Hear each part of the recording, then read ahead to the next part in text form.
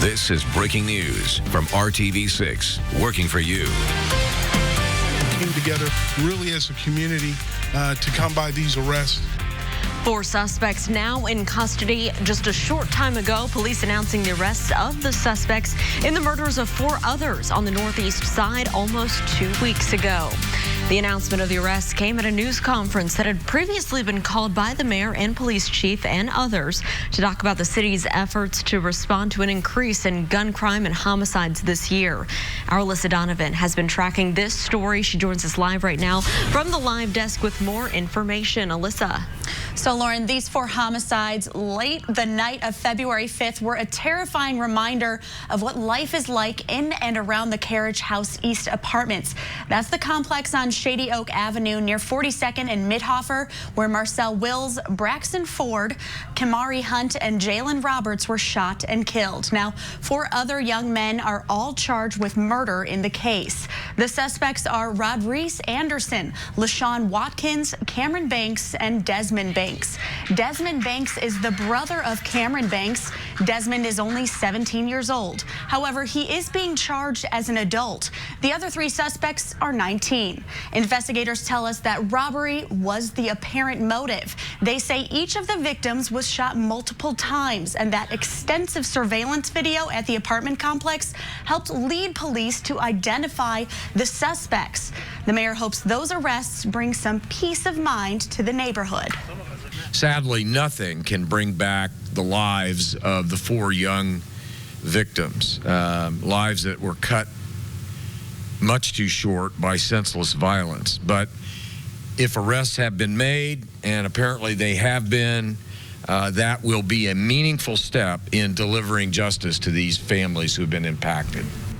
And we do expect to hear much more about this case from Marion County Prosecutor Ryan Mears. RTV6 is meeting with him this afternoon, and you will see more coming up this evening on the news at 5 and 6 o'clock. The mayor and federal prosecutors also announced new measures today designed to track down criminals through the guns they use. We will have much more on those initiatives throughout the day at theindychannel.com. Back to you in the studio, Lauren. Alyssa, thanks for breaking that down for us. Even as those arrests were being announced this midday, police are still investigating what led to a violent crash and a possible shooting that left a woman dead and a man injured. 4 cars in total were involved in this crash at 30th and Lafayette Road Tuesday morning. A woman who was shot before the crash later died at a hospital. Police have not named any suspects in this case, but they believe this incident was, quote, isolated and directed. Time right now for a check of our forecast. We're midway through the week, and Todd, the sun is shining, and you say this is going to stick around a little while. Yeah, it is going to. In fact, we probably keep the skies pretty sunny all the way into your week, and the longest stretch of sunny weather and dry weather, for that matter, that we've had this entire month. Temperatures a little on the cool side, but if you're in the sunshine, it's not all that bad. We're at 35 right now in Indy, 37 in Bloomington, near 40 in Connorsville, a little cooler to the north, still 30 in Tipton, as well as Peru. And here is another view. You were looking off to the west just a second ago. This is the view to the north, and way off in the distance, you notice a few high, thin clouds, and that is just about it throughout the remainder of the afternoon and into the evening hours, as we are high and dry. Those clouds drifting in off of Lake Michigan in those northern locations, but shouldn't impact central Indiana at all. There is a storm system off to our west, and this is going to try to head in our direction overnight into tomorrow morning. And while it will bring some high, thin clouds in late tonight, we should remain completely dry. The exception is tomorrow morning in far northern locations. There could be a few flurries, but other than that, it's a decent day tomorrow. But let's finish today out first with the sunshine and those increasing clouds late in the day. Notice the temperature as soon as that sun sets, though, will cool off back below freezing. We'll talk more about the look ahead to the weekend coming up in just a few minutes. All right, you want to sit here or do you want to leave? Well, an incident involving police being called to Ball State University classroom is bringing changes to that campus. The changes are planned to make the Muncie campus a more welcoming place. That's according to the university president, Jeffrey Mearns. The announcement comes after that incident where a professor called police because a student wouldn't change seats. The professor, Dr. Shaheen Borna, will not be teaching for the rest of the semester. Now students are looking for more specific updates on the university's plans. I think that they need to make a bit more public whatever changes they're planning on implementing. Well, the president says he's listening to feedback from lots of groups and people to implement the changes. You can read his full statement in this story on the IndyChannel.com. Is there a possible strain in the relationship between President Trump and Attorney General Bill Barr? The Justice Department has denied a report saying that Barr was considering stepping down if the president ignored his request to stop interfering in the pending criminal investigations. ABC's Megan Tevrizian says this is happening just one day before the president's longtime friend Roger Stone is scheduled to be sentenced.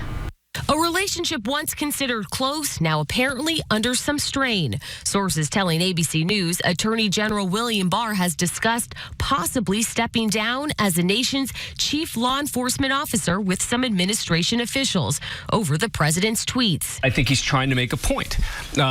Look, this is personal now to Barr. This is embarrassing for Barr. In an exclusive interview with ABC News last week, Barr admitted the president's tweets were disrupting his ability to manage the department. To have public statements and tweets made about the department, about our people in the department, make it impossible for me to do my job. A DOJ spokesperson insists the Attorney General has no plans to resign. I do make his job harder. I do agree with that. I think that's true.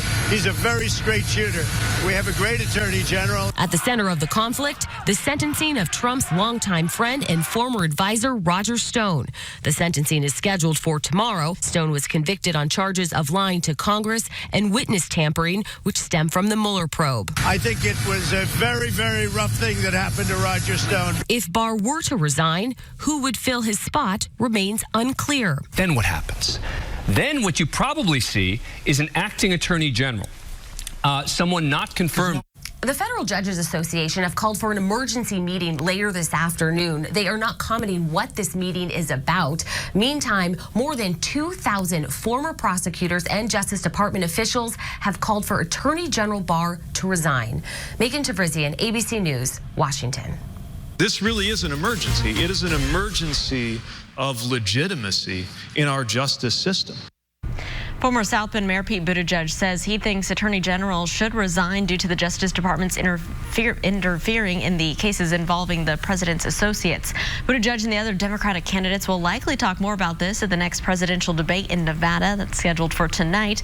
It will also be the first time billionaire Mike Bloomberg will be on this debate stage. Bloomberg has spent more than $300 million on TV ads so far, and Democratic frontrunner Bernie Sanders is among those who will likely target him. You know, Mr. Bloomberg has every right in the world to run for president of the United States. He's an American citizen.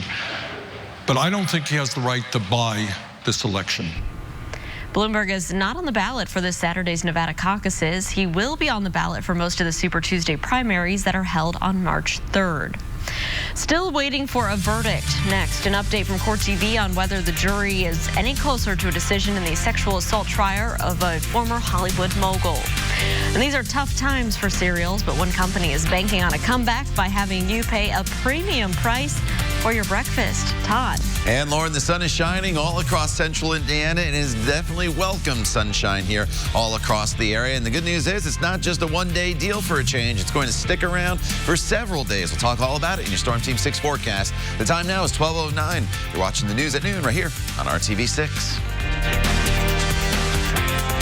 New Modern Family, tonight on ABC. This is RTV6 News at noon, working for you. Good afternoon, I'm Ted Rollins. We are in New York with complete coverage of the Harvey Weinstein rape trial. Jurors started the day resuming deliberations for a second day.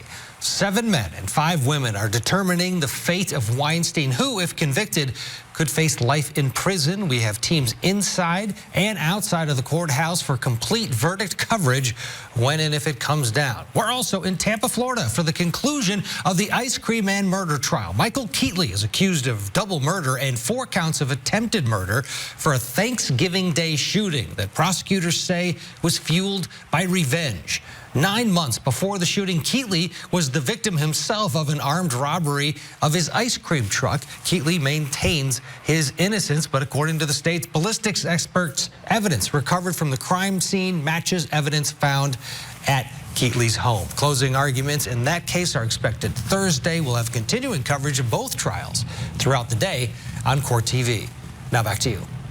You can learn more about other court cases happening around the nation right now by visiting courttv.com.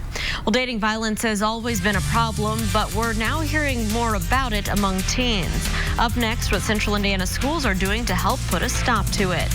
And let's take a live look outside right now on this sunny Wednesday. Chilly out there, but this is a view of the clear skies from our camera at the IMS Pagoda, looking back towards the city skyline. We'll check with Todd Clausen, get his full forecast for the rest of the week. That's coming up when we return here on the News at Noon. Stick around. That easy. Call 1-800-CALL-KEN. Passengers who had been stranded on a cruise ship for 2 weeks in an effort to stop the spread of the coronavirus are finally being released, but they'll face another quarantine now, especially since dozens of new cases have been confirmed among those passengers. ABC's Julia McFarland tells us that more than 2,000 people around the world now have died from that virus. After 2 weeks of mandatory quarantine on the Diamond Princess cruise, freedom at last for some of the ship's passengers docked in Japan. Police vehicles and specialists in hazmat suits seen escorting passengers off the stricken ship and onto buses heading away from the port. Of the original 3,700 passengers, more than 500 contracted the virus while on board. But none are immediately headed for the U.S. A new travel restriction announced by the CDC bars the passengers from traveling to the States until they are symptom-free for another 14-day period. Meantime, 13 evacuees from that same ship who flew to Omaha, Nebraska, continue their isolation. They'll be there for at least 2 weeks. In California, American Ken Burnett was reunited with his wife and 2 kids, finally out of his 2-week quarantine. Meanwhile, in China, state officials announcing the virus death toll has now reached more than 2,000 people. This as officials also announced the rate of daily new cases appeared again to be slowing and was put at just over 1,700. Meanwhile, a cruise ship worker from Oregon has lost his job for breaking quarantine and heading home after a passenger on his vessel that docked in Cambodia tested positive for the virus. Julia McFarland, ABC News, London. Well, back here at home, dating violence among teens is a growing problem. Now school policies are being looked at as a way to curb the number of students who are impacted by it. A Ball State University study shows that most schools don't have a plan when it comes to handling teen dating violence. Meanwhile, more than half of school principals interviewed for that study say they've helped survivors of dating violence within the past 2 years. That abuse can be physical, emotional, or mental, and in today's world, even online. And advocates say that's why strong policies are needed. It clarifies for staff what their responsibilities are. It gives them guidance. Most policies include training for staff to prepare them to notice when abusive behaviors are happening so that they can proactively intervene and stop it before it escalates. The principal says because of federal Title IX law, all Indiana schools are supposed to have policies in place when it comes to violence and abuse. We have much more information on how to stop teen dating violence right now at theindychannel.com. Let's take a turn to our forecast. Here's a live look right now from our Weather Now camera in the downtown area, view to the north. And Todd, I remember whenever you say it's cold out, the clear skies, they make it cold, but it feels a lot better with the sun. You know, the sunshine, especially as we go further and further through February, it's getting higher in the sky and it starts to feel at least a little bit warmer if you're in the sunshine and you have no wind. But it's been a pretty active pattern. So far this month, we've had 13 days where we've had measurable precipitation, including a 10-day stretch of precipitation, whether it be rain or snow, from the 4th all the way to the 13th. And of that precipitation, we've had 2.5 inches of snow so far this month. So it's going to be really nice here to string several days in a row together with sunny skies. And that's exactly what we're going to do going forward into this forecast the next few days. A live look in Greencastle right now shows all the sunshine that is out there. The temperature sits at 35 degrees right now. Just that light wind out of the north, currently at 7 miles per hour. And all across central Indiana, temperatures are in the 30s with the exception of Crawfordsville at 29 right now. It's 36 in Martinsville, Bloomington at 37 degrees, and a pair of 3s for your temperature up there in Muncie. But we are going to get a quick shot of colder air that's going to come in tonight and linger through Friday morning. But just like so many times this winter, it's just in and out, and then we'll start to see temperatures warm.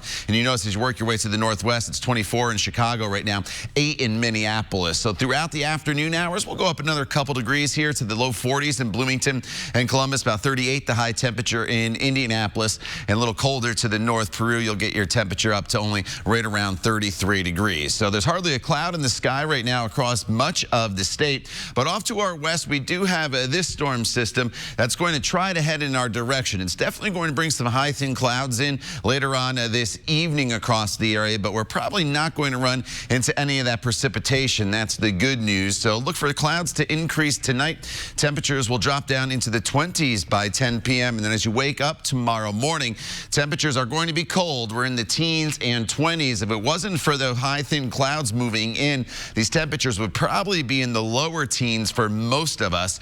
And so we're getting a little bit of a break there, but you still have to bundle up. And then throughout the day tomorrow, it's definitely the coldest day in the 7-day planning forecast, as temperatures are going to struggle to warm, even with sunshine, up to a high right around 29, 30 degrees. That's all we can do. And I will mention it's not so much an issue in the city, but in some northern locations, there could be a few flurries in the forecast tomorrow morning, but nothing more than that. Friday, we rebound back up to 35 degrees, but temperatures Friday morning are definitely the coldest of the week. And as you take a look at your 7-day planning forecast, just in time for the weekend, the temperatures do start to moderate once again. We're back up into the 40s, and maybe by Sunday afternoon, if we can keep the clouds and the showers away, some areas could get close to 50 degrees. But for the weekend, Saturday is definitely the better day because it's completely dry. A little bit of a chilly start at 22, and then Sunday, those showers will move in. Some may linger into Monday, but it doesn't look to be a big soaking rain for us. It's going to be more just some light scattered showers at this point. All right, perfect timing for Saturday, though. Right, yeah, Saturday is probably the day you can kind of make those outdoor plans. You have to bundle up a little bit. Think back to last Sunday. A lot of people were out. It's going to be very similar this Saturday. All right, Todd, thanks so much. We'll still ahead here on the news at noon. A St. Patty's Day treat making a comeback, and we're going to have one final check of your forecast. Stick around. You're watching RTV6.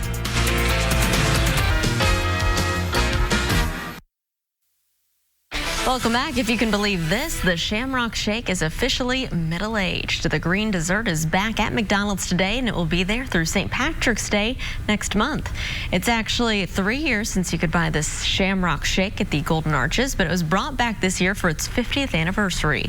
The mint green shake was originally rolled out to celebrate St. Patrick's Day in 1970. Also new this year, McDonald's is introducing the Oreo Shamrock McFlurry. Look pretty good.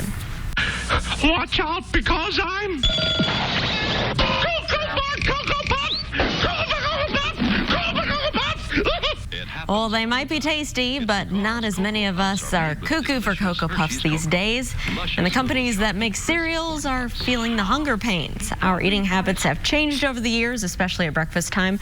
We just don't eat as much cereal as we used to. So General Mills is trying to change that, but they aren't doing it by going after the kids. No, this cereal is supposed to be super healthy, and it has a price tag to match. General Mills is now selling this. It's called Morning Summit. It has a lot of almonds, along with cereal, cornflakes, and dried fruit. You can also get a regular sized box for $13. Compare that with your typical box of cereal that runs about $3 or $4.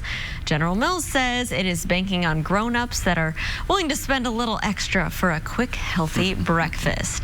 Todd, I've never liked milk, so I've never been a cereal eater. So there you go. I like milk and I like cereal, but with our hours, yeah, that would be I just don't eat it as much as now. I go for the quicker English muffin on the way out the door. Something to grab like and go. Yep. All right.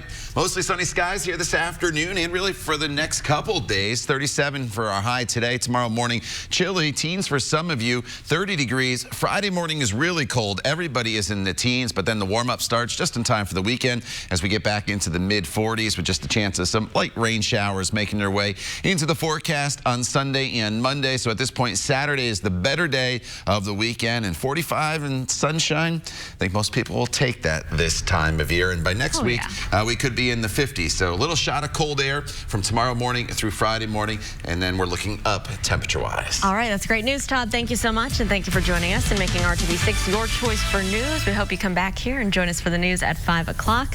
Have a great Wednesday afternoon.